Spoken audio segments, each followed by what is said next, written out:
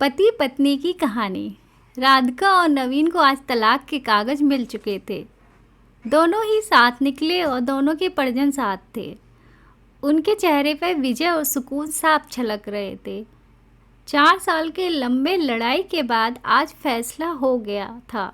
10 साल हो गए थे शादी को, मगर साथ में 6 साल ही रह पाए।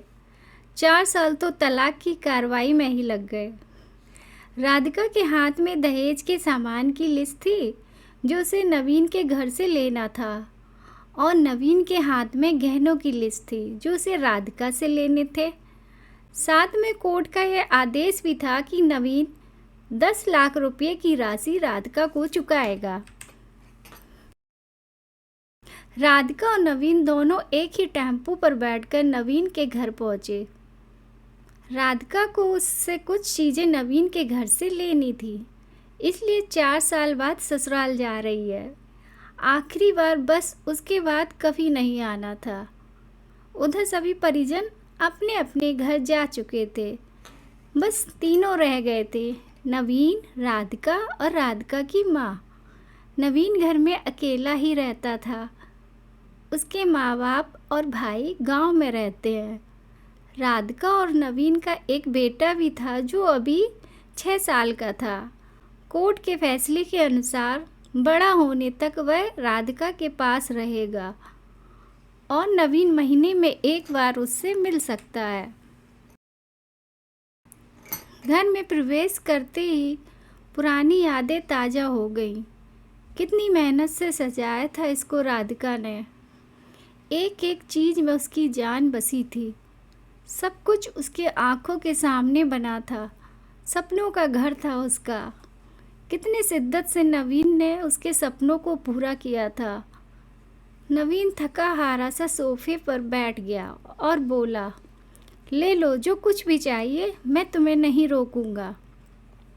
राधिका ने अब गौर से नवीन को देखा। 4 साल में कितना बदल गया है। बालों में सफ़ेदी छलकने लगी है। शरीर पहले से आधा रह गया है। 4 साल में चेहरे की रौनक गायब हो चुकी थी। वह एक कमरे में गया जहां उसके दहेज का अधिकतर सामान पड़ा हुआ था। सामान बहुत पुराना था, इसलिए कबाड़ की तरह स्टोर रूम में डाल दिया था। दोनों ने लव मैरिज करके शादी करी थी। दोनों के घरवाले बहुत मुश्किल से माने थे। एक बार नवीन पीकर बहक गया था और राधिका पर हाथ उठा बैठा था। राधिका उसी वक्त गुस्से से मायके चली गई थी। ना राधिका लौटी और ना नवीन उसे लेने गया। इधर नवीन के भाई भाभी और राधिका की माँ इस झगड़े को कोर्ट तक ले गए और दोनों का बस तलाक हो गया। राधिका की माँ बोली, कहाँ है तेरा सामान? इधर तो नहीं दिखता, बेच दिया होगा इस शराबी ने। राधिका बोली, चुप रहो माँ। राधिका को न जाने नवीन को उसके मुँह पर शराबी कहना अच्छा नहीं लगा। फिर स्टोर रूम में पड़े सामानों को लिया। राधिका ने सिर्फ अपना सामान ही लिया, नवीन के सामान को उसने छुआ तक नहीं। उसके बाद राधिका ने नवीन को गहनों से भरा हुआ बैग पकड़ा दिया।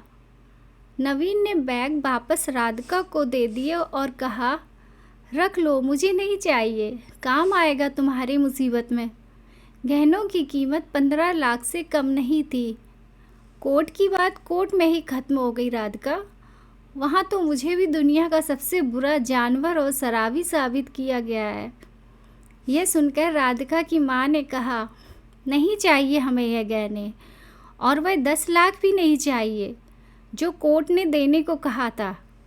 नवीन सोफे से खड़ा हो गया। राधिका ने अपना मुँह फेर लिया। नवीन बोला, इतनी बड़ी ज़िंदगी पड़ी है, कैसे काटोगी? ले जाओ, तुम्हारे काम आएगा। इतना कहकर नवीन ने भी मुँह फेर लिया और दूसरे कमरे में चला गया। राधिका भी नवीन के पीछे उसके कमरे में चली गई। वह रो रहा था, अजीब सा मुँह बनाकर।